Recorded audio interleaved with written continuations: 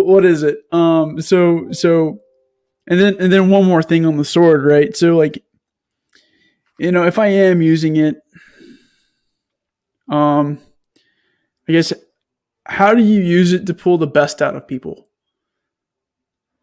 Wow, that's good. So when I was going through graduate course, right, um, it was my master's in executive leadership, and I thought that I knew this course would be easy. I just need a check in a box. I'll be fine because I've been doing this for 20 some odd years. I know leadership. Well, I learned quite a bit, quite a bit. And it really, it's more of I had the clay, but during that class, I learned how to shape it into something Mm, more meaningful, I guess, because I had the basics. I didn't understand it completely. yeah. So, in that through my studies, I learned that there's three types of leaders, right? The transactional, transformational, and servant leaders. So we talk about influence in the situation, so you don't have to you keep your sword sheathed.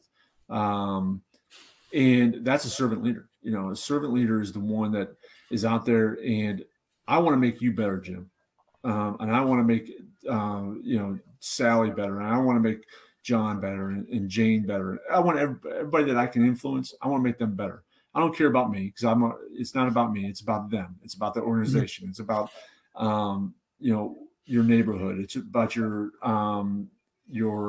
church, or it's about your company, whatever it is. I'm there to make everything else better. Yeah. So I really think that uh, you take everything that you've experienced and you try to impart on them exactly that.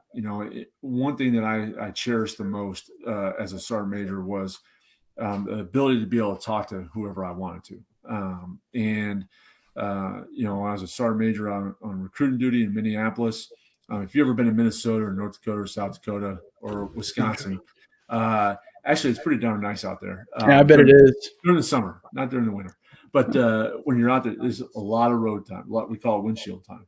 Yeah. And I would go to an office and jump in with a car with a recruiter and just drive. Maybe it's 45 minutes, maybe it's an hour away, and so instead of just listening to radio the entire time, just start talking to the guy or the lady, and learn about them and talking to them. All right, what's your leadership philosophy? What do you believe in? And help them understand that they need a leadership philosophy to help to shape everybody else's or shape everybody around them and what you believe is important. Uh, so I think I'm going off rails again, but You're good, I, man. I think knowing yourself, who you really are, what's important to you. Mhm. You dive into, all right, what's really important to you, um, and once you realize that, then you can go from there. You build that foundation, you strengthen that foundation, and then you just go from there to help out everybody else around you. Um, when I talked to my Marines out there, and what's beauty of the recruiting duty was mainly sergeants and staff sergeants. That's the core group of future leaders in the Marine Corps, right? So I'm able Yeah. to have one-on-one conversation with these guys and ladies. So hopefully something will spark in them, or they'll remember and they'll be able to use down the road. And uh, even when I talked to my lance corporals or corporals and other sergeants and stuff, I tell them, hey, look, think about your leadership philosophy. What's important to you? What do you think is makes a great leader? And by the way, what you think right now makes a great leader will change throughout your life. All right. So Yeah. don't Sure just think does. whatever it is right now is going to be if when you're 10, 15, 20 years down the road. Yeah. Write it down. Write down a leadership philosophy. And it doesn't need to be, a whole 1, 2 pages like, you get a new battalion commander or regimental or division commander, they'll send out their leadership philosophies. It's 1, 2, 7 pages long. It doesn't need to be that long. It be one paragraph, one sentence. Just tell me what's important to you as a leader. What do you think a leader needs to do? In the Marine Corps, we have leadership traits and principles. JJ did tie buckle, justice, judgment, decisiveness, initiative, dependability, blah, blah, blah, all the way down. Pick one of those or three of those, or make something else up. for yourself, Yeah. and put a sentence out for each one of those.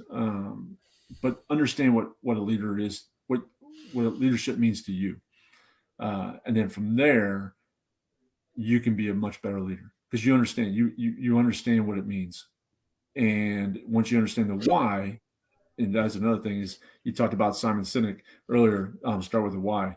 Great book. Great, actually, really interesting individual too.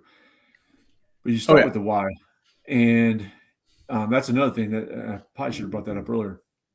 When I was a sergeant, squad leader, I think it wasn't. But I'm not going to tell you why you're doing something. Just do it because I told you to do it. That's why. But when I became a staff sergeant and a staff NCO, like they need to know why, because you when you tell them the why into something, you empower them. You empower them to take initiative.